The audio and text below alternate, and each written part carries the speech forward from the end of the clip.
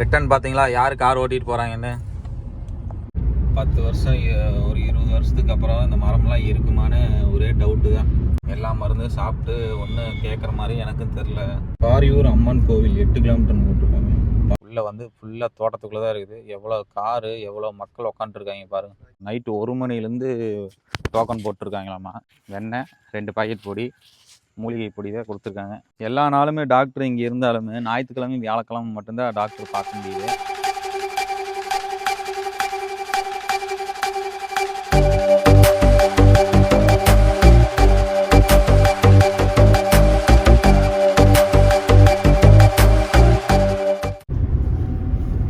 Hi guys, welcome back to channel. எங்கே கிளம்பிட்டான்னு பார்த்தீங்கன்னா கோபி தாங்க கிளம்பிட்டோம். ஃபைனலாக கல்லுக்கு பார்த்தீங்கன்னா நாட்டு மருந்து சாப்பிடலாம் அப்படின்ட்டு கோபி கிளம்பியாச்சு. கோபிக்கு முன்னாடி அந்தியூர் அப்படிங்கிற இடத்துக்கு தான் கிளம்புறோம். இந்த கோபி ரோட்டில் குன்னத்தூர்லேருந்து கோபி ரோடு பட்டு பார்த்தீங்கன்னா ஃபுல்லாக மரமாக தாங்க இருக்குது. கோபி டு குன்னத்தூர் பார்த்தீங்கன்னா ஃபுல்லாக புளிய மரமாக தாங்க இருக்குது. இதுவே நீ அடுத்தது பார்த்தீங்கன்னா 10 வருஷம் ஒரு 20 வருஷத்துக்கு அப்புறம் இந்த மரம்லாம் இருக்குமான்னு ஒரே டவுட்டு தான். ஆனால் அந்த மரம்லாம் இருக்கையில் எவ்வளோ நல்லது தெரியுங்களா. நிழலுக்கு நிழல் வந்துடுது. மரத்தை வந்து கான்ட்ராக்ட் விட்டு லாபம் வருது. அதை எடுத்து வியாபாரம் பண்ணுறாங்க. நல்ல ஒரு பயன்தான் இருக்குது மரம் இருக்கிறனால ரோட்டோரத்தில். எனக்கு தெரிஞ்சு பார்த்தீங்கன்னா நிறைய இடத்துல இப்போ பார்த்தீங்கன்னா ரோட்டோரத்தில் இருக்கிற மரமே இல்லை. இப்போது எல்லாம் நார்மலில் பைபாஸில் பார்த்தீங்கன்னா செடி பூச்செடி அந்த மாதிரி தான் எல்லாம் வச்சுருக்காங்க. இப்போதைக்கு பார்த்தீங்கன்னா எனக்கு தெரிஞ்சு கோபி ரோடு, மேட்டுப்பாளையம் ரோடு, அப்புறம் கொஞ்சம் தூரம் அந்த பக்கம் பார்த்தீங்கன்னா பல்லடம் ரோட்டில் கொஞ்சம் இருக்குது. அதுக்கப்புறம் பொள்ளாச்சி ரோட்டில் இருக்குது. அந்த மாதிரி கொஞ்சம் கொஞ்சம் இடத்துல மட்டும்தான் இப்போதைக்கு ரோட்டோரத்தில் இருக்கிற கவர்மெண்ட் மரமே இருக்குது. அதுக்கப்புறம் பார்த்தீங்கன்னா மரங்கிற பேச்சே இடமெல்லாம் போகுது. நீ அடுத்த ஜென்ரேஷன்லாம் பார்த்தீங்கன்னா மரங்கிற பேச்சுக்கே இடம் இருக்காது. எல்லா செடி அந்த மாதிரி வந்துடும், பூச்செடி அது இதுன்ட்டு. அதனால் வந்து மரத்தை வந்து ஒரு நீங்கள் ஒருத்தராச்சு ஒரு மரமாச்சு நட்டிடுங்க. அதுதான் அவங்க வந்து உங்களுடைய தலைமுறைக்கு அடுத்த தலைமுறைக்கு நல்லாயிருக்கும். பாருங்கள், இப்போ இதெல்லாம் எத்தனை வருஷம் இருக்கும், எப்போ வச்சு எத்தனை வருஷம் இருக்கும். இதோட லைஃப் வந்து இப்போ வந்து நல்லா இருக்கு பாருங்க. நமக்கு இதெல்லாம் இந்த மரம் இருக்கிறனால தான் இந்த ஏரியா ஃபுல்லாக செழிப்பாக இருக்குது. அப்படியே சுற்றி பாருங்க எப்படி இருக்குன்னு. தண்ணி இருக்குது, பச்சை பசேன்னு இருக்குது. பார்த்தீங்கன்னா நம்ம இப்போ வைத்தியசாலை போயிட்டு மருந்து வாங்கி சாப்பிட போகிறோம். மணி பார்த்தீங்கன்னா 7:15 ஆச்சு. வெறும் வயிற்றில் தான் இருக்கு. நம்ம என்ன கண்டிஷனில் இருக்குதுன்னு எனக்கும் தெரில. எல்லா மருந்தும் சாப்பிட்டு ஒன்றும் கேட்குற மாதிரி எனக்கும் தெரில. அதனால் கடைசி ட்ரை பண்ணலாம் அப்படின்ட்டு நாட்டு வைத்தியம் வந்துட்டு பார்க்கலான்ட்டு வந்தாச்சு. நீங்கள் இதுவும் சாப்பிட்டு கேட்கல அப்படின்னா நேராக போய் ஹாஸ்பிட்டலில் படுத்துக்க வேண்டியதான். அப்புறம் பேனு என்னமோ பண்ணி கல்லை எடுத்து விடுங்களான்ட்டு. என்ன பண்ணுறதுங்க, போகிற போக்கில் பார்த்தா கல் வலி வந்து வயிற்று வலி வந்து பயங்கரமாக இருக்குது. அடிக்கடி திடீர்னு வரும். அதனால் வந்து அதை வந்து ஒன்றும் எதிர்கொள்ள முடியல. எதையோ ஒன்று பண்ணி எடுத்தே ஆகணும்னு ஒரு முடிவுக்கு தான் நம்ம வரணும். வந்ததுக்கப்புறம் எல்லாம் பார்த்து ஒன்றும் பிரயோஜனமே இல்லை. வர்றதுக்கு முன்னாடி எல்லாமே பாதுகாப்பாகவும் பத்திரமாகவும் இருந்துருக்கணும். என்ன பண்ணுறது, கேர்லெஸ்ஸாக இருந்துட்டோம். இந்த பெரியவங்க வந்து அடிக்கடி சொல்லுவாங்க கல்லை தின்னாலும் ஜீரணமாகிற வயசு அப்படின்னு. 35 வயசுலேயே ஒரு சாதாரண காலையில் வந்து டீயை குடித்தோம்னா ஜீரணமாக மாட்டேங்குது. ஏப்பம் வந்துகிட்டே இருக்குது, நெஞ்ச கரிச்சு. அப்போ பாலில் அவ்வளோ கலப்படம் இருக்க மாட்டேங்குது. என்ன பண்ணுறதுன்னு தெரிய மாட்டேங்குது. சரி, நான் பண்ண பால் தான் வாங்கலான்னு பார்த்தா 1 லிட்டருக்கு 2 லிட்டர் தண்ணி ஊற்றி தர்றாங்க. அதை சுண்டை காய்ச்சினா 1/4 லிட்டரு தான் வருது. அதில் எப்படி டீயை வச்சு எதை குடிக்கிறது? குழந்தைங்களுக்கு கொடுத்தோம்னா சளி பிடிச்சிருது. அந்த மாதிரி தான் சூழ்நிலை வந்து போயிட்டு இருக்குது. ரசம் வச்சு நல்லா இருக்கும். ஆனால் என்ன கருப்பாக இருக்கும் ரசம். பாரியூர் அம்மன் கோவில் 8 கிலோமீட்டர் போட்டிருக்காங்க. பாரியூர்னா பெரிய கோயில் அது அந்த அளவுக்கு ஃபேமஸா? அந்த பக்கம் இல்லை, இந்த பக்கமா வரும். இது சந்துக்குள்ள எங்கேயோ. அங்கே இல்லம்மா, 8 கிலோமீட்டர்னு போட்டிருக்காங்க. நீங்க அதான் இந்த பக்கம் வரும்னு. நீங்க அந்த பக்கம் இருக்கீங்களா? இதான் பெரிய வாய்க்கால்மா, பார்த்துக்க. குளிக்கிறாங்க, இறங்கி குளிச்சுக்கலாம். ம், வாய்க்காலில் தண்ணி போதான்னு பாரு. போகாம இல்லம்மா, காஞ்சு கருவாடா இருக்குது. அடக்கடவுளே. அடிக்கிற மழைக்கு, அடிக்கிற வெயிலுக்கு, சாரி மக்களே, அடிக்கிற வெயிலுக்கு காஞ்சு கருவாடா இருக்குது. டேம்லேயே தண்ணியில எடுக்குது. அதுவே அப்படின்னா அப்ப நம்மளாம் என்ன ஆகுறது? எல்லா பஸ் ஸ்டாப்லேயும் ஆடுதான் கட்டி விட்டுருக்காங்க ஃபுல்லாக. இன்னைக்கு ஞாயிற்றுக்கிழமை இல்லை, ஃபுல்லாக கறி தான். ஏன் காலையிலே வந்துடுறாங்க? மட்டனுக்கு மட்டும் அந்த குடல், ரத்தம், அதுதான் மெயினாக வாங்குவாங்க. அதுக்கு ஏன் காலையிலேயே வா? 6 மணி 5:30க்கு கடையில் நிற்கிறாங்கம்மா. கோபி ரோட்டில் முன்னாடி வந்தோடனேங்க நம்ம லொக்கேஷன் வந்து உங்களுக்கு போட்டு கொடுக்குறேன் பாருங்கள். உள்ளே வந்து ஃபுல்லாக தோட்டத்துக்குள்ளே தான் இருக்குது. எவ்வளோ காரு, எவ்வளோ மக்கள் உட்காந்துருக்காங்க பாருங்கள். இங்கேருந்து தான் நம்ம வந்து நடந்து போகணும். எல்லா வைத்தியத்துக்கும் வந்து இவங்க பார்க்குறாங்களாமா. அதனால் வந்து காரை வந்து நம்ம இப்படியே ஒரு ஓரமாக போட்டு நடந்து போய்க்கலாம். எவ்வளோ நேரம் ஆக போகுதுன்னு தெரில பார்க்குறதுக்கு. சரி, நாங்கள் வந்து இறங்கிட்டு கண்டினியூ பண்ணுறோம். ஃபுல்லாக தோட்டம், துறவு அப்படி தாங்க இருக்குது. எல்லாம் ஜில்லுன்னு இருக்குதுங்க. இந்த மாதிரி ஏரியாவுக்குள்ளே தாங்க நம்மளும் இருக்கணும். மக்களே வந்து பார்த்தீங்கன்னா டோக்கன் சித்த வைத்தியசாலை வந்துட்டோம். பார்த்தீங்கன்னா நைட்டு 1 மணிலேருந்து டோக்கன் போட்டிருக்காங்களாம்மா. ரொம்ப கஷ்டங்க. 1 மணிலேருந்து வந்து டோக்கன் போட்டிருக்காங்க. 150 பேர் 160 பேர் இருக்காங்களாம்மா. நம்ம வந்து இப்போ எத்தனாவது டோக்கன் கிடைக்க போகுதுன்னு நமக்கு தெரில. எவ்வளோ நேரம் வெயிட் பண்ண போகிறோன்னு தெரில. காலையில் வந்து பார்த்திங்கன்னா நாங்கள் சாப்பிடவே இல்லை. கூட சேர்ந்து சின்ன வாழை கூட்டிகிட்டு வந்திருக்கோம். நீ அவங்களாம் என்ன நிலைமை ஆக போகிறாங்கன்னு எனக்கும் தெரில. சரிங்களா, இப்போ நமக்கு வந்து எத்தனாவது டோக்கன் கிடைக்க போகுதுன்னு தெரில. போய் பார்த்தா தான் தெரியும். சரி, ஃபஸ்ட்டு போய் டோக்கன் போடலாம். நேரங்கள் கழித்து டாக்டரை பார்த்து மருந்து வாங்கியாச்சுங்க. மருந்து பார்த்தீங்கன்னா வெண்ணெயோட சேர்த்து 740 ரூபா மருந்து வாங்கியிருக்கு. மருந்துக்கு காசு வாங்கியிருக்காங்க. 4 நாளில் வந்து கல் வெளியே வந்துடு அப்படின்ட்டுருக்கு. அப்படி ஃபஸ்ட்டு நாள் மட்டும் ஒரு பொடி, வெள்ளை கலர் பொடி ஒன்று கொடுத்துருக்காங்க. அது பார்த்திங்கன்னா இவ்வளோ தான் மருந்து.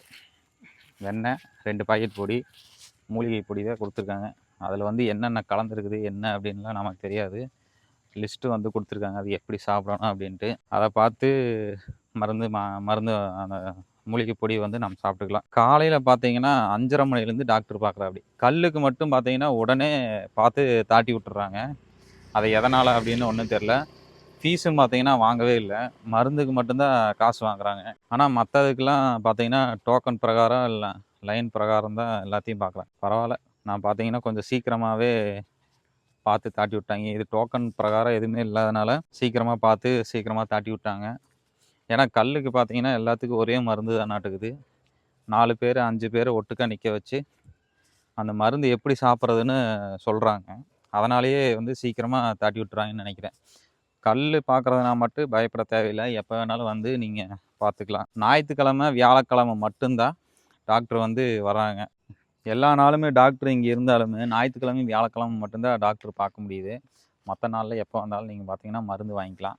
சப்போஸ் இந்த மருந்து வந்து சாப்பிட்டு 4 நாளில் கேட்கல அப்படின்னா அடுத்த ஸ்டேஜில் மருந்து சாப்பிட்றதுக்கு கொடுக்குறாங்களாம்மா.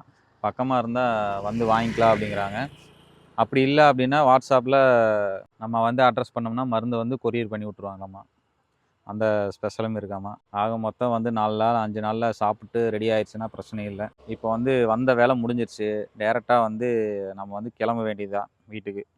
ஃபஸ்ட்டு நாளுக்கு மட்டும் சாப்பிட்றதுக்கு மருந்து கொடுத்துருக்காங்க. அப்புறம் நைட்டுக்கு சாப்பிடணும். இன்னையிலேருந்தே சாப்பிட்றதுக்கு மருந்து இருக்குது. எப்படி சாப்பிட போகிறான்னு தெரில. இது 2 காய் 700 ரூபா. வேணா எப்படி இதெல்லாம் ஃப்ரிட்ஜில் வைக்கணுமா? இப்படி இல்லை, ஃப்ரிட்ஜில் இருந்து வச்சு கொடுத்துருக்காங்க. நல்லா கேட்கும் சார். கேட்குமாம்மா? 4 நாளில் வந்துருமாம்மா. இதுக்குள்ளே கையோடு ஃபுல்லாக அடிக்கும் தொலைக்கு வண்டி. காலையில் 4 மணிக்கே வந்துடுறாங்களாம்மா தீபா. 1 மணிலேருந்து வெயிட் பண்ணுறாங்களாம்மா.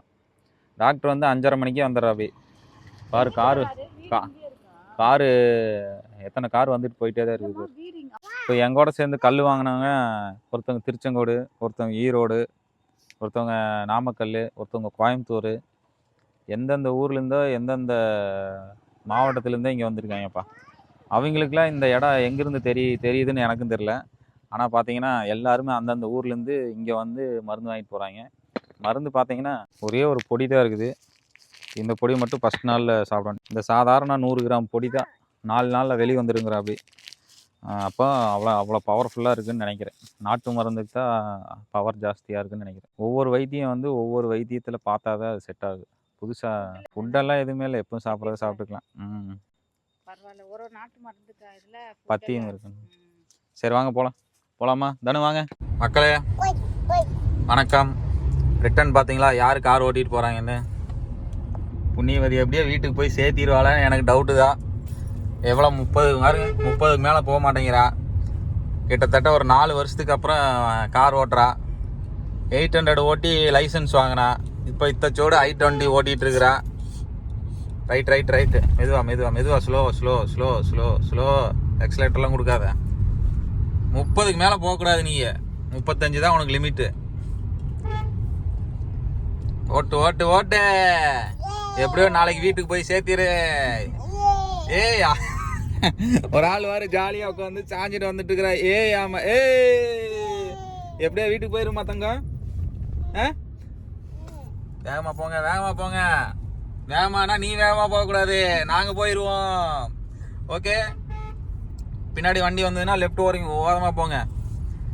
இப்போ பார்த்தீங்கன்னா மருந்து வாங்கிட்டு ரிட்டர்ன் வீட்டுக்கு கிளம்பிட்டு இருக்கிறோம். மெதுவா அப்படியே ஸ்லோவா. அவ்வளோதான். எக்ஸலேட்டர் கொடுங்க. இப்போ மெதுவா. எப்படி மாத்த வேண்டாமா? நீ 4லயே போமா, 5வது கியர்லாம் மாற்ற வேண்டாம். அப்ப எப்ப ஓட்டி பழகுறது? நீ மெதுவா ஓட்டி வந்து இந்த வண்டி ஓட்டுறதுக்கு உண்டான பயத்தை போய்க்கணும். அப்புறம் தான் வந்து எனக்கு இப்பதான் எட்டலம்மா. எனக்கு எட்டலைனா இது வந்து அந்த மாதிரி காருமா, அது நல்ல சீட்டெல்லாம் குழியா இருக்கும். நாங்க ஓட்டுற மாதிரி கார் வாங்கினா, நீங்க ஓட்டுற மாதிரி வாங்கணும்னா 800 மட்டும்தான் நீங்க ஓட்ட முடியும். எந்த வண்டியும் நீங்க ஓட்ட முடியாது. ஏமா அவன் எல்லாம் BMW பென்ஸ்ன்னு ஓட்டிட்டு இருக்காங்க. நீ இந்த வண்டி ஓட்டுறதுக்கு முழிக்கிற திருன்னு. இந்த மாதிரி பெரியவங்களாம் போகும்போது ஹார்ன் அடிச்சு போகணும். சரியா? நல்லா கவனிச்சு போகணும். அந்த வண்டி வந்து பெரியவர் உள்ளே வந்துடுவா அப்படியா, இல்லை நேராகவே போவாப்பியா, அப்படி வந்து யோசிக்கணும் டக்குன்னு. அப்போதான் வந்து கார் ஓட்டுறதுக்கு. இத்தனை இருக்கே, எது நான் ரோட்டை பார்க்கறதா, நான் எக்ஸலேட்டர் அமுக்குதா, பிரேக் அமுக்குதா, சைட் கண்ணாடி பார்க்குதா. அப்போ நான் எங்களையெல்லாம் நினச்சி பாரு நீ, நாங்கள் வந்து வண்டி எப்படி ஓட்டுறோம் அப்படின்ட்டு. அப்புறம் கீர் போடுறதா, கீர் எங்க நம்பருக்கு நான் நீ வண்டி லெஃப்ட் போகுது பாருமா. படிக்கிறது கூட படிச்சிடலாம் பொழுது, இந்த வண்டி ஓட்டுறது ரொம்ப கஷ்டமா. நேராக போகணும். வண்டி எங்கே போகுது பாரு, மறுபடியும் லெஃப்ட் போகுது பாரு. கொஞ்சம் லெஃப்ட் வா. இது லைட்டா திருப்பினாவே போகுது. சரி ஓகே மக்களே, அடுத்து வந்து எங்கே ஒரு ஓரமாக நிறுத்திட்டு நாங்கள் வந்து ஏதோ ஒன்று சாப்பிடணும். சரிங்களா? சாப்பிடும்போது கண்டினியூ பண்ணுறோம். ஓகே மக்களே, பார்த்து முடிச்சு எல்லா வேலையும் முடிச்சிட்டோம் நாங்கள். இப்போ அங்கேருந்து பார்த்தீங்கன்னா வீட்டுக்கு கிளம்பியாச்சு. அதோடைய இடத்தையுமே எல்லாம் நான் உங்களுக்கு பின் பண்ணி வைக்கிறேன். உங்களுக்கு தேவைப்படுறவங்க போய் பார்த்துக்கலாம், போய் மருந்து வாங்கிக்கலாம். சரிங்களா? இப்போ பார்த்தீங்கன்னா நாங்கள் அங்கெல்லாம் பார்த்து முடிச்சுட்டு சைடில் ஒரு இளநீ சாப்பிட்டு வீட்டுக்கு கிளம்பிட்டோம். சரிங்களா? இந்த வீடியோ பார்த்தீங்கன்னா இதோட முடிச்சுக்கிறேன். மருந்து பார்த்தீங்கன்னா டெய்லி நைட்டு மட்டும் சாப்பிட்ற மாதிரி எங்களுக்கு கொடுத்துருக்காங்க. ஒரு 4 நாளைக்கு, 4 நாளில் வெளியே வந்துடும் அப்படின்ற சொல்லியிருக்கா. அப்படி அதுக்கப்புறம் போய் வரல அப்படின்னா ஸ்கேன் பண்ணி தான் பார்க்கணும். அதுக்கப்புறம் இன்னொரு மருந்து தராங்களாமா. அடுத்து செகண்ட் ஸ்டேஜ் மருந்து தராங்களாமா. அந்த மருந்து தான் அவனுக்கு சாப்பிடாம எடுத்து பாருங்கள் மக்களே. ஏசியில் போகிறத விட ஜன்னல் நீக்கி வச்சு இந்த இயற்கை காற்று வாங்கிட்டு போகிறது தான் ரொம்ப சுகமாக இருக்குது, ஜாலியாகவும் இருக்குது, தூக்கமாக வருது. சின்ன பொண்ணு ஒரு இளநீ தான் குடித்தா, ஒரு டம்ளர் இளநீக்கே எப்படி தூங்குறா பாருங்க. சரி ஓகே மக்களே, இந்த வீடியோ பார்த்தீங்கன்னா இதோட முடிச்சுக்கிறோம். நன்றி, வணக்கம். பிடிச்சிருந்தால் லைக் பண்ணுங்கள், ஷேர் பண்ணுங்கள், கமெண்ட் பண்ணுங்கள், மறக்காமல் சப்ஸ்கிரைப் பண்ணுங்கள். Okay, thank you.